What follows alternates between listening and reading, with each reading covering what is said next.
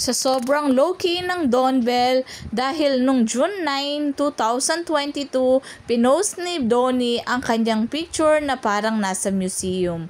At si Bell naman, June 17, 2022. Grabe, after 2 years, ngayon pa lang ipinakita na that day magkasama ang dalawa. Dahil eto ang time na malapit na ang birthday ni Bell noon.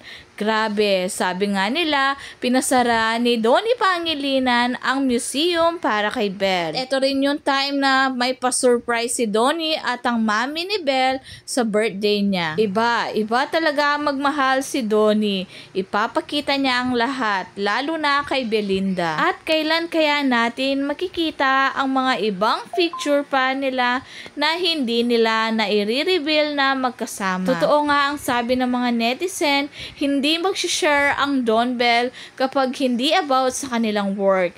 Dahil pag sila lang dalawang magkasama, abot years bago ma-reveal na silang dalawa pala ang magkasama sa araw na yon.